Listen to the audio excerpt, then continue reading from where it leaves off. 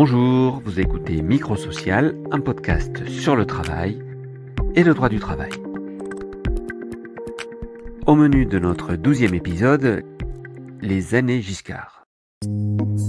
Aïe, encore du Giscard, allez-vous dire. Eh bien oui, car si l'on a beaucoup glosé ces derniers jours sur le style de VGE et sur les transformations sociétales qu'il a mises en œuvre, on a assez peu parlé au bout du compte du monde du travail des années 70 et de ses transformations. Je vous propose donc 2 regards sur cette période. Jean-Louis Malice tout d'abord. En 74, c'est l'année où j'ai commencé à travailler en fait. J'étais ouvrier, je suis lorrain, mosellan et donc je vis dans la vallée de la Fensch, donc à côté de Florange. Militant ouvrier en 74, il nous raconte le choc qu'a représenté dans sa région, la Moselle, les fermetures des hauts fourneaux et comment cela a ébranlé et changé le monde syndical. Alors oui, il y a eu occupation d'usine. Ils ont attaqué, mais vraiment attaqué la chambre patronale de l'OI et attaqué le commissariat de l'OI avec des bulldozers. D'abord, c'était les premières négociations de plans sociaux avec des reconversions, avec des pré-retraites et avec des dispositifs négociés, entre autres avec M. Boula d'ailleurs. Nous entendrons ensuite un sociologue, Laurent Villemez, nous parler du droit du travail et des relations sociales sous les années Giscard. En 1979, la loi qui est peut-être la plus importante, qui est celle sur les prud'hommes, la réorganisation des conseils de prud'hommes, leur nationalisation, leur généralisation et leur homogénéisation. Je suis Bernard Domergue, rédacteur en chef d'Actuel CSE, édition législative, groupe Lefebvre-Sarrut. Microsocial 12e, c'est parti.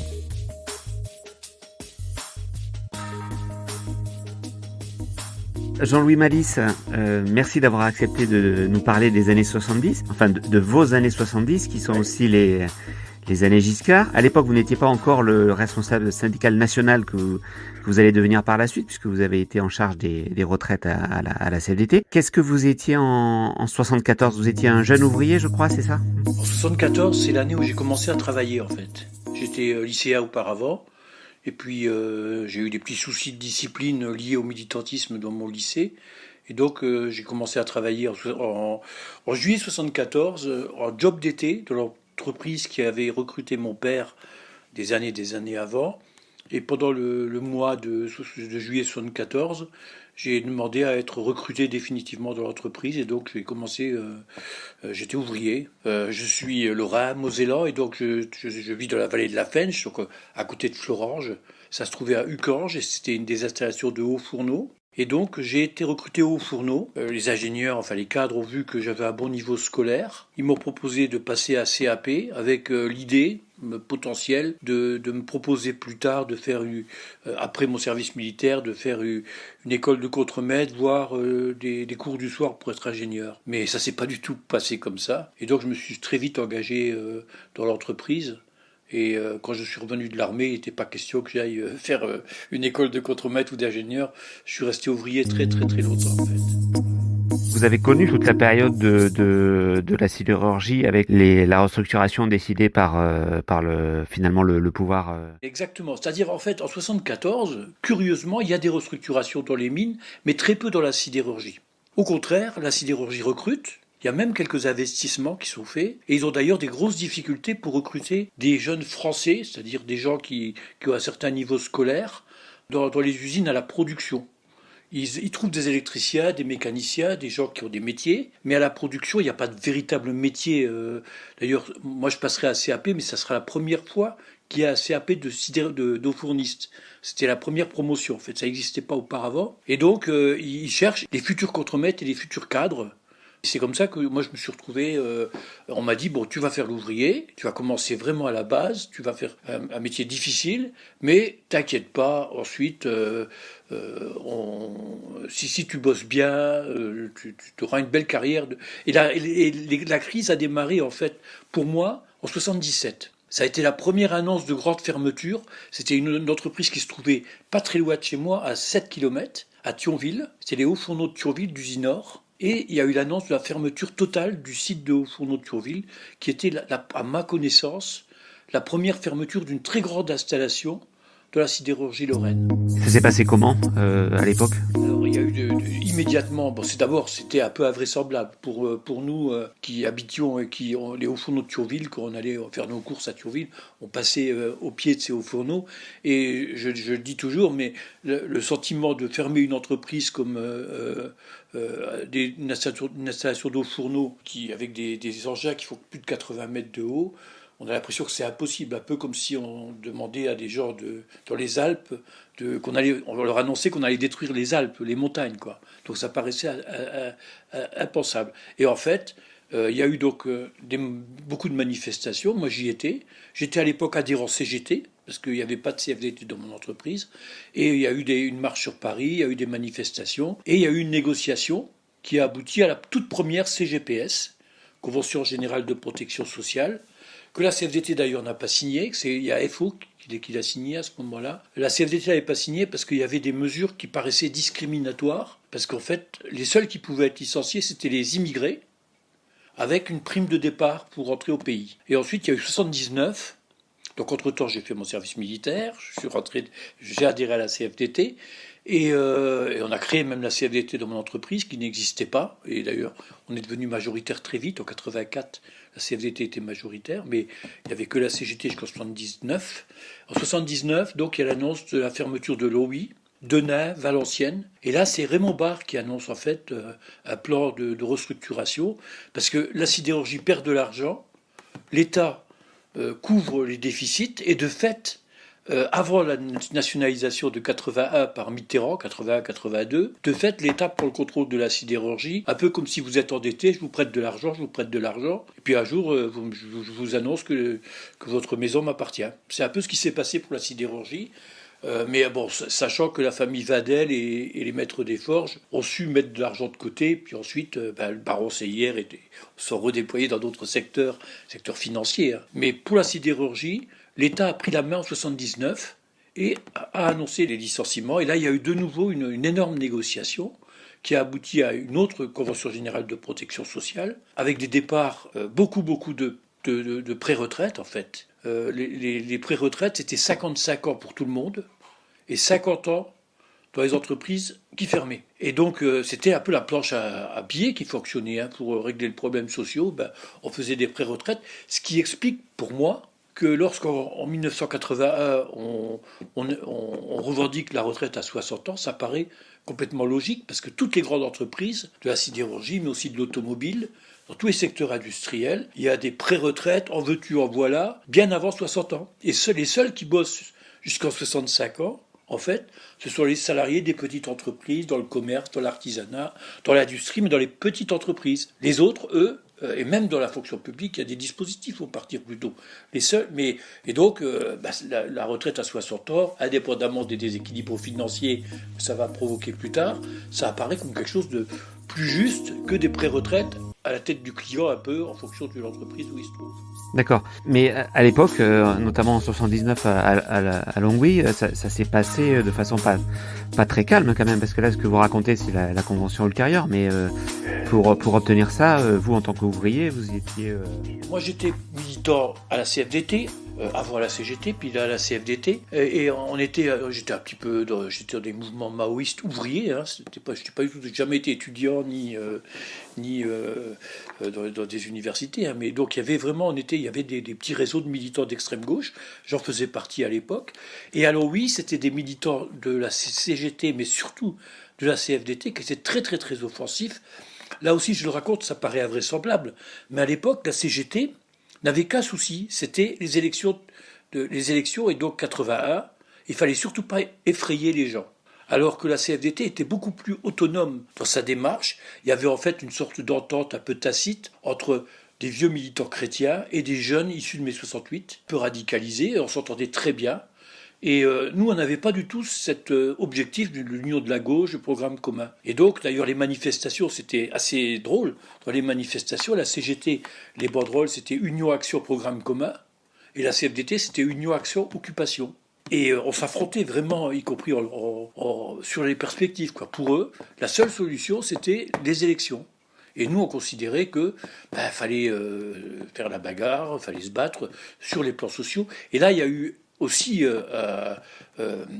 des choix difficiles à faire, parce qu'en fait, cette Convention générale de protection, c'est-à-dire qu'on était un peu schizophrène. À la fois, on était dans une forme de radicalité. Bon, même si moi, à l'OI, par exemple, j'ai jamais participé à une seule violence, parce que c'est à 60 km de chez moi, que ce soit les policiers ou d'autres auraient bien aimé de prendre la main dans le sac des éléments extérieurs. Et qu'est-ce qui s'est passé à Longwy? Alors à Longwy, il y a eu occupation d'usines, mais surtout ils ont ils ont agi à l'extérieur de l'entreprise. Ils ont, par exemple, il y a des opérations assez aventureuses. Ils ont occupé le relais télévision. Ils ont attaqué, mais vraiment attaqué, la chambre patronale de Longwy et attaqué le commissariat de Longwy avec des bulldozers. Et d'ailleurs, ça a été un moment extrêmement dur parce que tout le monde craignait que ça tourne à un conflit armé, en fait. Hein, mais je m'en souviens très très bien parce que je l'ai vécu. En fait, autour de la ville, les militants syndicaux filtraient les gens qui arrivaient les jours de manif et retiraient des voitures les armes potentielles, c'est-à-dire matraques, voire armes à feu. Il y avait des risques finalement, hein. Mais il n'y a jamais eu un coup de feu qui a été tiré à Longwy en réalité. Par contre, des affrontements extrêmement violents. Et donc je dis qu'il y avait cette schizophrénie parce qu'à la fois il y avait cette lutte, mais c'était un peu déjà désespéré parce que Thionville avait fermé. On savait que c'était difficile de résister à des plans d'annonce de licenciement déjà à l'époque. Hein. Et en même temps négocier parce que une fois qu'on a fini les manifs, on l'avait vu parce qu'il y avait d'autres entreprises qui avaient fermé un peu plus petites dans les années 79, 80. Je pense à une entreprise Sotracomet, 800 salariés, la métallurgie. Et donc on savait qu'après, il fallait de toute façon s'occuper des gens. C'est-à-dire il ne suffit pas de faire des belles manifs, de sortir les banderoles, et puis quand la fermeture finalement est définitive, dire aux gens, ben, chacun se débrouille. Donc il y a eu à la fois le conflit, l'opposition frontale, et en même temps, pour un certain nombre de responsables syndicaux de la CFDT et de la plupart des syndicats, sauf de la CGT, le souci de trouver des solutions négociées pour que les fermetures d'entreprises provoquent le moins de licenciements possible. Et de fait, la Convention de 79 a donc de nouveau multiplié des pré-retraites très massivement, permis des reconversions, mais uniquement volontaires, et il n'y a eu aucun licenciement de sidérurgistes dans ces années-là. Or, les suites de la Convention de 77, donc les travailleurs immigrés, là, ça a même été bloqué, en fait. C'était plus possible en 79. Donc, on parle des licenciements de la sidérurgie. Il y a eu des licenciements après, dans les années 85-86. Mais pendant cette période-là, grâce aux négociations, il y a eu en fait très très peu de licenciements. D'accord, donc c'est ce qu'a apporté en même temps ces luttes et ces mouvements sociaux. Absolument. C'était le paradoxe, c'est que c'est-à-dire que là, quand on regarde ça avec un peu de recul, d'abord c'était les premières négociations de plans sociaux avec des reconversions, avec des pré-retraites et avec des dispositifs négociés, entre autres avec M. Boula d'ailleurs, qui était le négociateur de l'époque. Et en même temps, le souci de créer du dialogue social malgré les crises. Et donc là, c'est là où il y a eu, pour moi, une des premières vraies ruptures entre la CFDT et la CGT, en fait. Ça explique beaucoup de choses. Cet événement de la sidérurgie, ça s'est reproduit après dans l'automobile plus tard, avec les crises de fermeture de Renault, mais une sorte de frontière dans le monde syndical entre une opposition politique, donc il fallait réussir les élections en 81. D'ailleurs, la CGT en 81 signera la Convention générale de protection sociale, quand il y aura des ministres communistes, et dénoncera la Convention générale de protection sociale en 84 quand les communistes quitteront le gouvernement. Jean-Louis Malice, avec le recul, quel bilan vous faites des années Giscard? Globalement positif ou négatif? Non, il y a les deux. Hein. Par exemple, le régime des militaires appelés a été très largement amélioré au début du septennat de Giscard d'Estaing.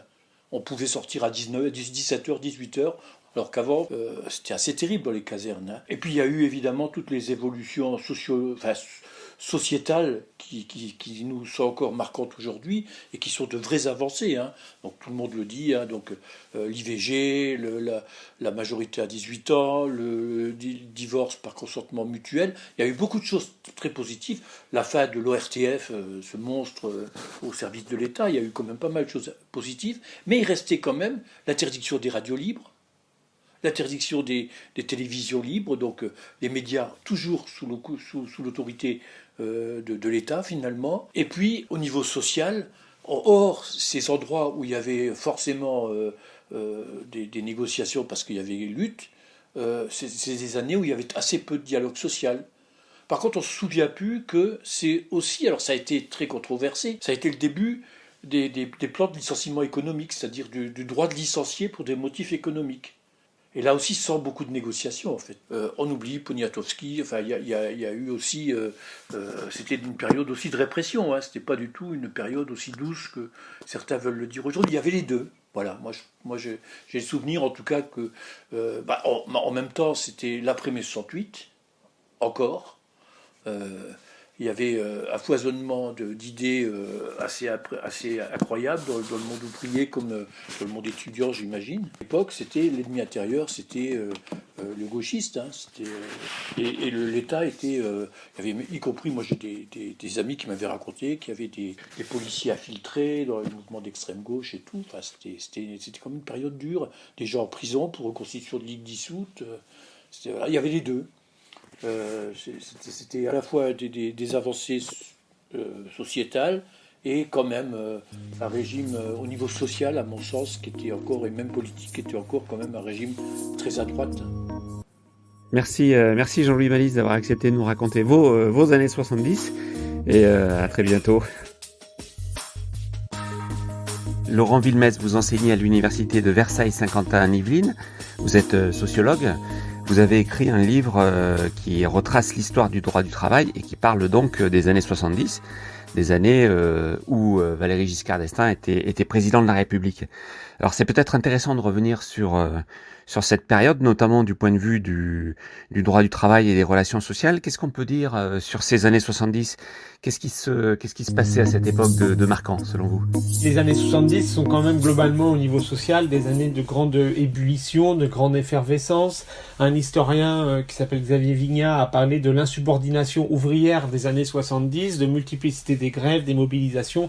Pour moi, c'est le point central. Et du coup, la nécessité pour les gouvernants, une sorte d'inquiétude, de peur, de nécessité à la suite de mai 68 et dans ces logiques-là, de concéder des avancées aux salariés et à l'ensemble des travailleurs. Pour moi, c'est ça qui marque l'ensemble. Et puis après, évidemment, on l'a beaucoup dit ces derniers jours, très très vite en fait, dès le milieu des années 70, l'arrivée de cette crise économique et sociale extrêmement forte. Et puis, enfin, peut-être qu'on en reparlera, aussi l'arrivée en France, l'émergence du néolibéralisme, puisque c'est aussi les années Giscard, c'est aussi l'arrivée dans les ministères et d'une logique, c'est Raymond Barre, c'est les logiques néolibérales qui commencent aussi à se développer.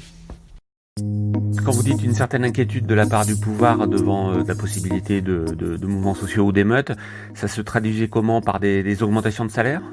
Ça s'est traduit d'abord dans les années 70 par un certain nombre d'avancées, plutôt législatives, par exemple autour de la loi de 73 sur le droit de licenciement, première mise en place de la question du licenciement, de la régulation des logiques de licenciement. Et puis après, alors en 75 c'est un peu différent, il y a aussi une loi sur le licenciement, mais sur le licenciement collectif, qui crée une logique d'autorisation, de demander l'autorisation administrative de licenciement. Mais ça, c'est plutôt lié vraiment à l'explosion en fait du chômage.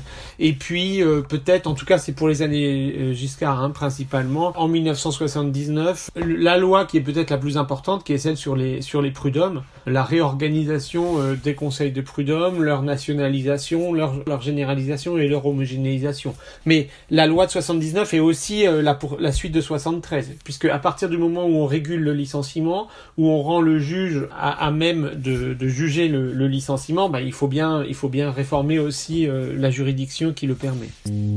Et du point de vue des relations sociales, notamment dans l'entreprise, est-ce qu'on assiste à un essor finalement des prérogatives des comités d'entreprise ou des délégués syndicaux ? Effectivement, puisqu'en fait, 1968, comme chacun sait, c'est l'émergence des sections syndicales d'entreprise, des délégués syndicaux, etc., qui vont effectivement, avec le syndicalisme, avoir un rôle plus important dans les années 70. Donc ça, c'est tout à fait juste. Après, ce qui va se passer aussi, et ce qui est quand même intéressant, c'est que les années 70 vont être, en fait, le moment, on va dire, d'émergence de ce qu'on on commence juste à appeler, mais ce qu'on va appeler après beaucoup plus, le dialogue social, la concertation. Et c'est vrai que c'est notamment autour de l'avant-dernier ministre du Travail, Robert Boulin, qui a mal fini, mais enfin, il était ministre du Travail, alors c'était un gaulliste, ministre du Travail de la fin des années 70, qui a développé cette vision de la concertation, on disait un peu plus ça à l'époque, ou du dialogue, avec l'idée que, évidemment, plutôt que de produire du conflit, il vaut mieux produire de l'échange, de la discussion, et il y a une sorte d'institutionnalisation qui date de ces époques-là, de la négociation collective, on va dire, et du dialogue social. Vous évoquez le rapport que Pierre Sudreau avait remis à Giscard en 75. Alors c'est quand même étonnant parce qu'il y a un rapport donc sur la réforme de l'entreprise. Et je crois qu'il évoquait et suggérait dans ce rapport que on octroie un tiers de place dans les conseils d'administration aux représentants des salariés. C'est quand même assez étonnant de voir qu'en 75 on proposait déjà ce qui a été récemment évoqué et qui est toujours d'ailleurs pas mis en œuvre. Ce que vous dites me semble très juste, c'est-à-dire que ces années 70, si vous voulez, c'est une espèce de moment d'acmé, d'arrivée de la fin ce qu'on appelait les 30 glorieuses, etc., avec une plus grosse protection, et puis c'est le moment où commence aussi à émerger tout ce qui va arriver ensuite, c'est-à-dire à la fois le dialogue social, la baisse de la place de l'État dans l'économie et dans le social, et puis effectivement tout un ensemble de questions. Et Sudreau, par exemple, avait un des éléments du rapport Sudreau, alors qu'il n'y a eu aucun effet, c'était un rapport qui a été publié, et puis voilà, c'était ce qu'il appelait la place des hommes dans l'entreprise. Les hommes, c'était les hommes et les femmes, à l'époque on disait pas ça comme ça, mais c'était bien cette idée de donner plus de place aux partenaires sociaux. Alors je sais pas si on utilisait le terme de partenaires sociaux, mais je pense qu'on avait moins peur de parler de syndicats à l'époque, donc de donner plus de place des syndicats, de mieux les associer effectivement à la décision, avec cette idée qui est un peu toujours la même, qui était en leur donnant plus de place, en les associant, on va peut-être avoir chercher des interlocuteurs plutôt que s'affronter à eux, en fait. Et à l'époque, qui partageait ces idées dans le champ syndical ? Les années 70, c'est le grand moment où alors au niveau national, où la CGT très encore marxiste et encore proche du Parti communiste va évidemment s'opposer à ça, mais c'est aussi le moment assez fascinant où la CFDT va élaborer une forme de recentrage. C'est comme ça que c'est pas moi qui utilise le terme, c'est eux, c'est-à-dire de logique un peu soit gauchiste, soit très mouvementiste, on va dire, c'est-à-dire dans le mouvement social, dans la contestation, vers une participation, vers un dialogue, vers une discussion. Alors ça se fait pas tout de suite, mais c'est ça. Sans doute il faut pas oublier que les années Giscard, c'est aussi quand même le début, les années LIP, le début de l'aventure LIP, et c'est quand même aussi les giscardiens qui ont essayé qui ont brisé l'expérience LIP, parce qu'évidemment ça n'allait pas du tout dans cette logique néolibérale. Cet aspect très réformateur de Giscard dont on entend parler, alors peut-être dans le côté moral ou le libéralisme des mœurs est peut-être vrai, ça c'est pas ma partie, mais pour le reste, faut sans doute être plus modéré sur ce plan-là. Et est-ce qu'on peut parler, pour conclure, un peu familièrement, d'un droit du travail à la sauce Giscard Je sais pas, je suis pas sûr. Ce qui est sûr, c'est que à la fin des années 70, il y a Pierre Bourdieu et Luc Boltanski qui font un article qui s'appelle l'idéologie dominante, et qui montre comment émerge tout un ensemble d'idées et toutes ces idées des années 70, peut-être au-delà du droit du travail, sur la question du social, donc tout ce qu'on a dit sur la nécessité des hommes, de la place des syndicalistes dans l'entreprise, mais aussi un rôle moins grand pour l'État. Toute cette forme d'idéologie dominante qui a traversé quand même toutes les années 80, 90, 2000 et puis jusqu'à aujourd'hui sans doute, trouve une partie de leur germe, même si les choses ont beaucoup changé dans les années 70, il me semble. Merci beaucoup Laurent Vulmez d'avoir accepté notre invitation, d'avoir accepté cette interview et peut-être à une prochaine fois.